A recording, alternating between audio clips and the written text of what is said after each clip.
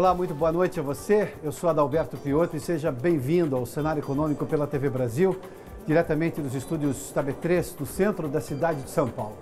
Em meio à crescente discussão sobre as moedas virtuais, o Banco Central lança um comunicado de advertência.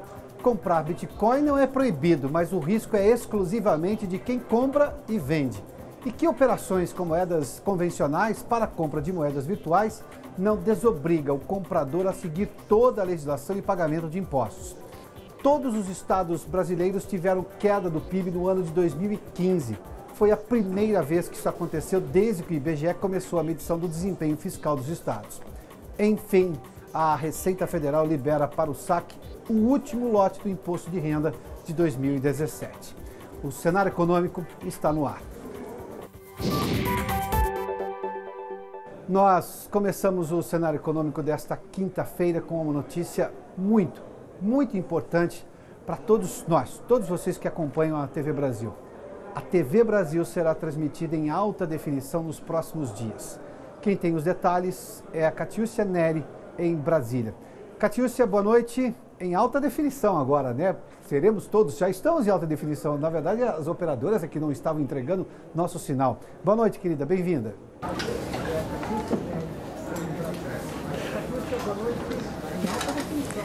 Boa noite, Piotto. Não, ainda não.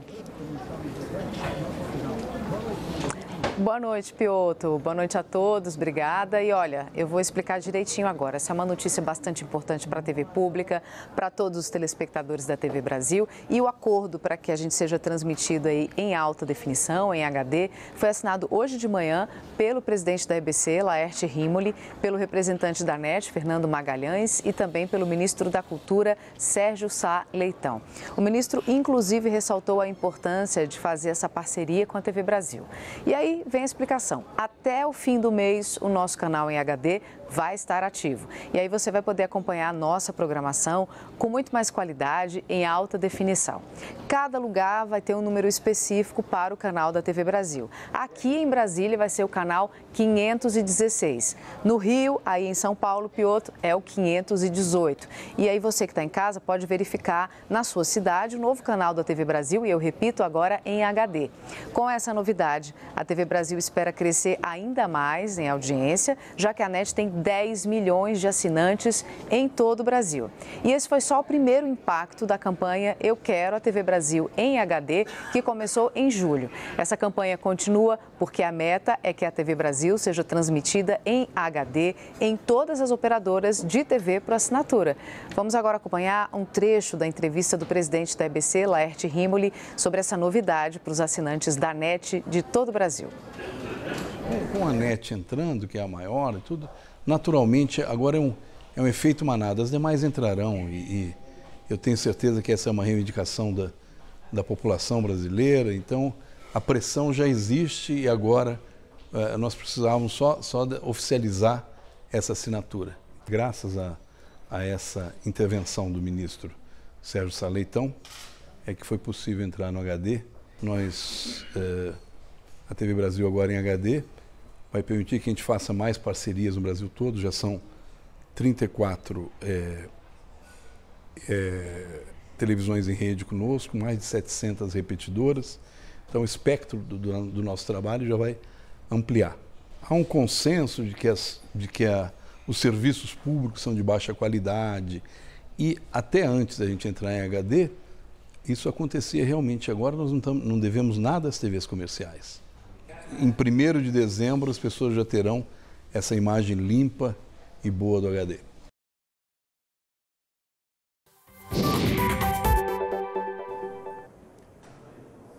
Bom, tá aí, portanto, a Catiúcia nos explicou exatamente como é que está acontecendo. Aliás, quando você liga para as outras operadoras agora, esse foi o caso da NET. E se você, por exemplo, tem TV a cabo por outras operadoras, quando tenta ligar lá para reclamar de alguma coisa ou para conversar com eles, a hora que eles atenderem, não se esqueça de dizer assim: escuta, eu também quero assistir a TV Brasil em HD por esta operadora. É seu direito. Todos os estados brasileiros registraram queda Aliás, é o que eu vou fazer, porque a minha operadora não é a NET, então eu vou reclamar para a minha operadora também. Aliás, eu já fiz essa reclamação, mas agora eu vou dizer que a concorrência já está entregando a TV Brasil em HD também. Pronto, agora a pressão é maior, como disse o Laerte. Todos os estados brasileiros registraram queda no Produto Interno Bruto, o PIB, em 2015. Os dados foram divulgados hoje pelo Instituto Brasileiro de Geografia e Estatística, o IBGE. O que chama a atenção é que essa foi a primeira vez que todos os estados registraram essa queda no mesmo ano. O repórter Maurício de Almeida, no Rio de Janeiro, tem os detalhes. Maurício, boa noite. Olá, Piotr, boa noite. Vamos situar esse ano de 2015, realmente que foi um ano bem complicado para a economia, que acabou registrando esse resultado negativo de todos os estados brasileiros, além do Distrito Federal. Foi um ano de grande turbulência política, na época com a presidente Dilma Rousseff, e com grandes problemas na economia. A inflação em 2015 chegou a 10,67% ao ano, a maior inflação desde 2002. Nesse ano também o Brasil perdeu 2 selos de bom pagador de 2 agências de risco. O desemprego estava em alta e o real em baixa, desvalorização do real. Um cenário muito ruim para a economia, numa crise que foi apontada como a pior em 20 anos. Com isso, o Produto Interno Bruto não conseguiria escapar. E o resultado foi esse negativo de todos os estados brasileiros, além do Distrito Federal. Só quem quase escapou foi o estado do Mato Grosso do Sul, que registrou o PIB de menos 0,3%. Menos 0,3% foi o melhor PIB estadual em 2015. Mato Grosso do Sul quase escapou por causa da agropecuária, que naquele ano conseguiu fugir do problema da economia. A agropecuária, grande produtor Mato Grosso do Sul, registrou uma alta de 10%. Já a indústria caiu em todo o país e prejudicou fortemente o estado do Amapá, que registrou o pior PIB do ano, com menos 5,5%. Para se ter uma ideia, no Amapá, a indústria recuou menos 16,9% em 2015. Isso vamos falar agora de São Paulo, onde fica o maior parque industrial do país. E São Paulo que representa a maior fatia do PIB brasileiro. Lá no estado de São Paulo, o PIB recuou menos 4,1%.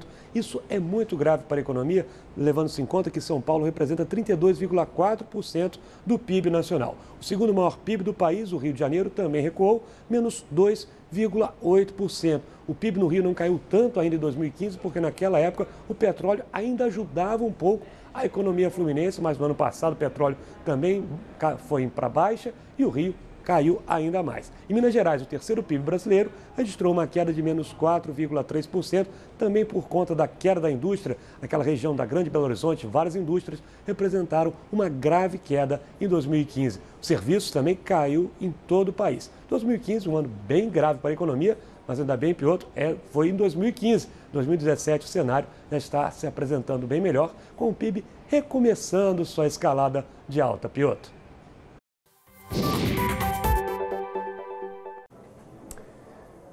Obrigado, Maurício. E a Receita Federal pagou hoje o penúltimo lote do Imposto de Renda agora em 2017. Eu tinha dito o último, não é o último, foi o penúltimo, exatamente para as pessoas físicas.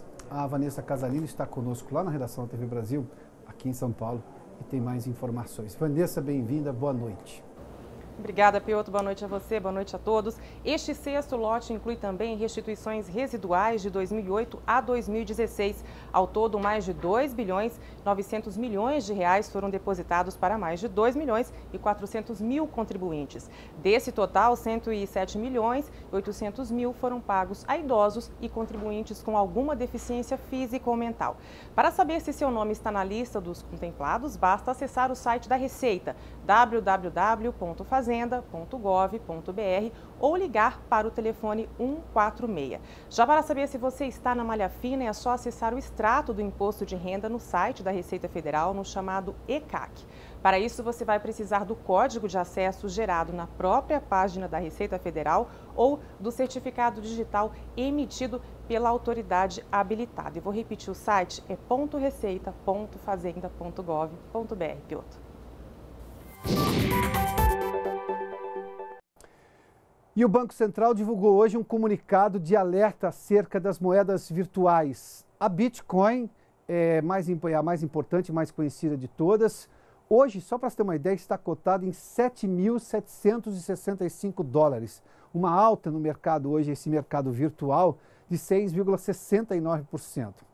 Em reais, isso chega a 25, pouco mais de 25 mil reais. Ou seja, uma moeda virtual que ninguém exatamente não tem lastro, como se usa dizer no Banco Central, mas há um crescente interesse nessas moedas. Foi exatamente esse interesse que fez com que o banco se manifestasse por meio desse comunicado, e há, evidentemente, um risco muito grande dessa bolha estourar. Muita gente está apostando numa moeda que, evidentemente, você não tem grandes controles no mundo todo, e se essa bolha estourar, o risco é só de quem comprou essa moeda, porque é uma relação de confiança apenas entre quem vende e quem compra. Vamos dar uma olhadinha aqui nessa manifestação do Banco Central, desse comunicado. O comunicado é muito claro, o Banco Central quer deixar claro exatamente que o risco é da pessoa, porque você não tem nenhuma regulação internacional sobre as moedas virtuais.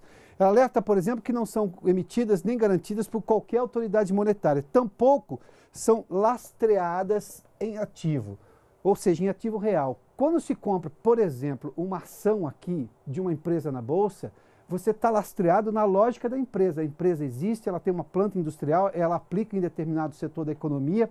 E, por exemplo, uma empresa que vende celulose. Se você tem uma demanda internacional por celulose, as ações dessa empresa sobem. Sobem por quê? Porque está baseado numa fábrica que existe, ela tem tecnologia para produzir celulose, as florestas de madeira estão ali, e por outro lado eu tenho o interesse do comprador. Então, se eu tenho o interesse do comprador, essa empresa vai produzir mais, então ela vai lucrar mais, as ações sobem, portanto, aí os acionistas ganham mais. Ou seja, tem lastro, a história tem uma explicação justa, plausível, palpável nessa história. As moedas virtuais não têm isso, que o Banco Central quer dizer que essas moedas virtuais não são lastreadas em nenhum ativo real de qualquer espécie, ficando todo o risco, está aqui, ó, todo o risco com os detentores de quem apostar nessa moeda. Seu valor decorre exclusivamente de confiança conferida pelos seus indivíduos e também pelo emissor. Continua aqui no comunicado do Banco Central, que são 7, a gente fez um resumo aqui. Destaca-se aqui as moedas virtuais, se utilizadas em atividades ilícitas, ou seja, embora seja uma moeda virtual e não tenha regulação por um lado, podem expor seus detentores a investigações conduzidas pelas autoridades públicas. Se comprar alguma coisa aqui ilegal com moeda virtual, o risco é o mesmo. A moeda não vai inocentar ninguém, e o Banco Central deixa isso claro, porque é sempre importante deixar as coisas muito claras. Está aqui no terceiro item aqui, as empresas que negociam ou guardam as chamadas moedas virtuais em nome dos usuários não são reguladas, autorizadas ou supervisionadas pelo Banco Central do Brasil. Se essa empresa quebrar, você não pode reclamar para o Banco do Brasil, para o Banco Central do Brasil. Se um banco quebra, você tem hoje, por exemplo, tem o seguro ao poupador até R$250 mil. Aplicações até R$250 mil são garantidas hoje no país todo, depois que nós passamos lá atrás por crise do sistema financeiro. Essas empresas não têm nenhuma regulação pelo Banco Central, portanto, o Banco Central não assume absolutamente nada que acontecer com elas. Ou seja, é a questão da confiança. Se deu certo, deu. Se deu errado, você fica no meio do caminho. Nesse comunicado, o Banco Central diz o seguinte também: a moeda virtual não se confunde com a definição de moeda eletrônica, que é uma outra coisa, ou seja, de que trata a Lei 2.865. São essas operações eletrônicas que você faz com o banco, ou seja, moeda virtual não é moeda eletrônica. E, portanto, não são referenciadas em reais ou em outras moedas estabelecidas por governos soberanos. Ou seja, é um outro mercado completamente diferente de moeda eletrônica, está aqui o que o Banco Central diz. Por último, diz aqui que é importante ressaltar que as operações com moedas virtuais não afastam a obrigatoriedade de se observar as normas cambiais, ou seja, você compra Bitcoin e para comprar um Bitcoin você precisa oferecer reais ou dólares. Normalmente, como essa é uma moeda internacional, você vai pagar em dólares. Você compra dólares, você pega os seus reais, compra dólares para comprar uma Bitcoin e vai depositar esse dinheiro no banco de alguém, na conta de alguém, no banco em algum lugar. Essa transação toda é feita pela internet. Ou seja, você compra uma moeda virtual com dinheiro real. Isso é muito claro.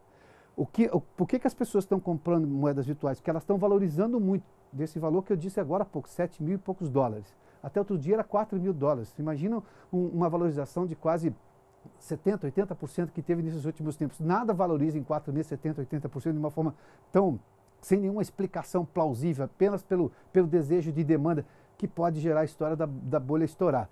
Mas, ou seja, mesmo que você compre uma Bitcoin, ela não seja regulada, não seja regulamentada, você não seja lastreada em nenhuma outra moeda, quando você compra, você tem que usar uma moeda real, seja dólar, real, euro, seja lá o que for, libras, enfim. Mas quando você faz uma operação cambial para comprar de alguém fora do país, você está submetido sim e deve observar essas normas cambiais exclusivamente por meio de instituições autorizadas pelo Banco Central. Ou seja, você vai transferir o dinheiro do seu banco para o banco do vendedor de Bitcoin e você vai ter que pagar impostos ou qualquer outro tipo de operação, ser submetido à legislação de transferência de recursos normalmente. Isso tudo é o que está nesse comunicado do Banco Central sobre as moedas virtuais. Bom, daqui a pouco a gente fala do mundo, digamos, mais normal das moedas. A gente volta logo depois do intervalo para falar da cotação do dólar hoje e também do Ibovespa aqui na B3. Logo depois do intervalo a gente volta em instantes. Já de volta ao estúdio do Centro de Operações com os números do mercado financeiro. Vamos dar uma olhadinha no Ibovespa hoje, está ali, olha. Hoje finalmente uma alta, depois de sucessivas quedas. A Bolsa realmente chegou aos 71 mil pontos na terça-feira. Hoje uma alta expressiva de 2,86% a 72.857 pontos, uma recuperação do Ibovespa. E o dólar comercial, que também teve sucessivas altas nos últimos tempos, uma queda hoje de quase 1%, ali 0,96% a R$ 3,28. A queda durante o dia foi maior, o dólar chegou a 3,27, fechou a 3,28, ou seja, tinha tido uma queda, houve durante uns períodos uma queda de pouco mais de 1%. Aliás, você tem acompanhado aqui no cenário econômico durante todos esses dias e também se surpreendeu com o tamanho da queda do Ibovespa. Tempos atrás a gente falava em 76 mil pontos nas últimas semanas e agora, dessas últimas semanas também, esse movimento de queda. E também esse salto do dólar, que até outro dia estava 3,14, 3,15, 3,18, fechamos hoje a 3,28. Há implicações internacionais que mexeram com o mercado brasileiro e também o noticiário doméstico. Para falar disso tudo, o economista Eduardo Velho está conosco aqui no cenário econômico. Velho, bem-vindo. Bem. Bom, hoje nós vamos ao vivo aqui com um especialista para tentar entender o mercado. Curiosamente, hoje subiu. O que aconteceu nesses últimos tempos? Nós estamos falando, dia desses, nós estamos em 76 mil pontos, uma euforia com 77 mil pontos durante o pregão. Agora ficamos a 71 mil pontos na terça-feira, velho, e agora começamos a recuperar um pouquinho. O que aconteceu com o mercado financeiro? Nas últimas 3 semanas já havia no cenário internacional grande incerteza em relação à definição do presidente do Banco Central norte-americano. Poderia ser uma pessoa mais restritiva, ou seja, querendo aumentar mais rápido o juro americano e, consequentemente, pressionou o dólar para cima e teve uma realização, uma queda forte das bolsas todas emergentes, inclusive o Brasil. Né? Isso foi resolvido, foi eliminado esse risco, foi eleito um presidente com uma linha mais gradualista alta dos juros, isso foi bom para o Brasil, porém a incerteza doméstica continua, ou seja, a votação da Previdência realmente é um ponto importante, quer dizer, ainda há dúvidas sobre realmente a base de apoio do governo na votação do projeto da reforma da Previdência. E no mercado internacional, claramente, a reforma tributária nos Estados Unidos, ou seja, a redução dos impostos sobre as empresas americanas, que hoje foi aprovada na Câmara, ainda tem que ser aprovada no Senado, de certa forma, ela fortalece o dólar. Por quê? Ela projeta uma redução dos impostos, consequentemente vai ser mais crescimento nos Estados Unidos, consequentemente pode aumentar a inflação futura. E maior inflação futura pode pressionar mais os juros norte-americanos a subir mais rápido entre 2018 e 2019. Então tende a atrair mais capitais para os Estados Unidos do que, por exemplo, o Brasil, por exemplo. Juros mais altos nos Estados Unidos e maior remuneração para o detentor de títulos do Tesouro Americano, que tem confiança absoluta, não é isso? Exatamente. O título americano é um título livre de risco, que nós chamamos, ou seja, sem risco nenhum em termos de comercialidade. Daí alguém deixa de ganhar num título de mercado emergente, como um título da dívida do governo brasileiro, para comprar título do Tesouro Americano, é isso? Exatamente. E é um sinal claro que a economia americana vai crescer mais também, ou seja, o próprio setor real da economia, as empresas americanas vão atrair mais recursos para investimento em ações. Consequentemente, a Bolsa brasileira também sente isso e realmente tem uma realização. Agora, a grande incerteza hoje doméstica continua sendo a parte política, ou seja, há ainda incerteza sobre o projeto de arrecadação do governo, ou seja, o governo está querendo aumentar a arrecadação para o ano que vem para cumprir a meta fiscal, ou seja, depende aí da postergação do reajuste do funcionalismo público federal, depende do aumento da contribuição previdenciária do funcionalismo público federal de 11% para 14%, depende do aumento da tributação sobre os fundos, ou seja, tem várias medidas que não foram aprovadas que podem afetar claramente o cumprimento da meta fiscal de 2018. E além disso, a aprovação da Previdência, que só a partir da próxima semana vamos saber realmente qual vai ser a base efetiva do governo, ou pelo menos ao longo das próximas semanas, para o governo tentar aprovar o projeto até dia 15 de dezembro, pelo menos na Câmara Federal.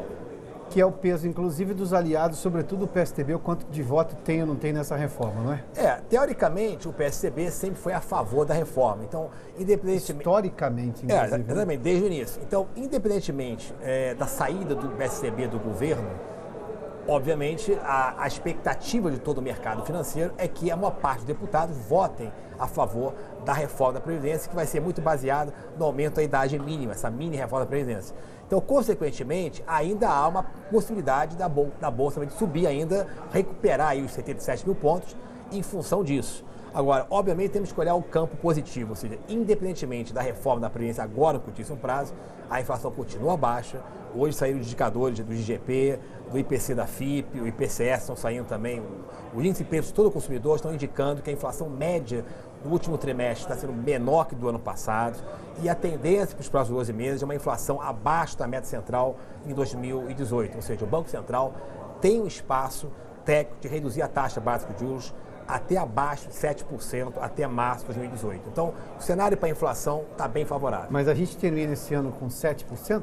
Você aposta nisso? 7%. Nessa última reunião do Comitê de Política Monetária, que é agora em dezembro. Inclusive. Exatamente. Eu acho que 7% já está precificado. O mercado está esperando isso e já está nos preços dos ativos financeiros. A grande expectativa é se realmente ele vai romper a barreira de 7%.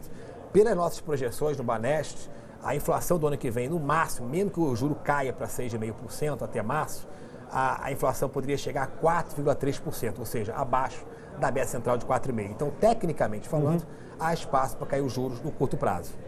Pedro, vamos fazer uma análise de um período atrás. Se a gente olhasse para o país, a coisa de um mês e meio, a Bolsa estava nos 76 mil pontos, algo parecido a isso. Tinha-se uma confiança muito grande de que a reforma passaria, mesmo que num tamanho mínimo, como agora é oficialmente a proposta do governo. Ou seja, eu tinha uma bolsa a 76 mil pontos. O quanto de impacto do noticiário doméstico realmente interveio na bolsa para ela cair isso tudo? Ou eu tenho esse impacto com a relação, sobretudo das notícias do Banco Central americano, ou seja, da economia americana? Por quê? Ou na verdade, é um terceiro fator, que eu imagino. Está chegando perto do ano e eu preciso aprovar essa série de coisas antes de terminar o ano. O que isso fez tanto peso para ter uma queda tão expressiva de 76 para 71 mil na terça-feira? Eu acho que a gente pode fazer uma comparação bem rápida.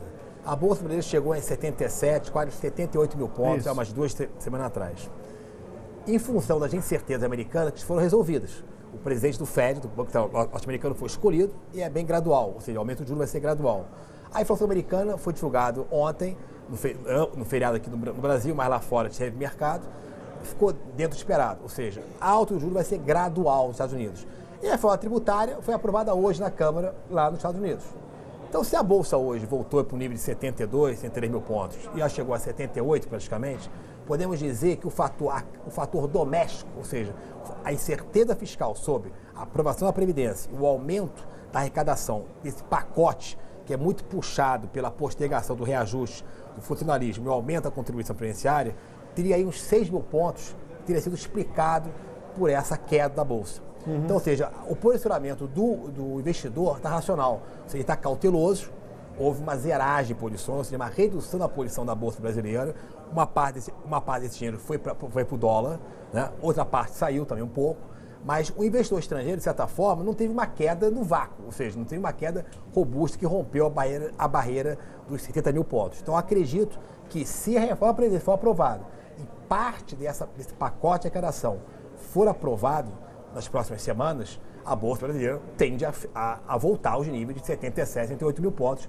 no curtíssimo prazo. Mas agora nós estamos por conta e risco das operações políticas domésticas. Exatamente. Eu acho que nas próximas 2 semanas o fator doméstico vai ser fundamental para explicar tanto o mercado de juros como o mercado de dólar e principalmente o mercado de bolsa. Bom, nós estamos jogando em casa agora, né? Exatamente. Não está dependendo tanto do que está acontecendo lá fora, é isso?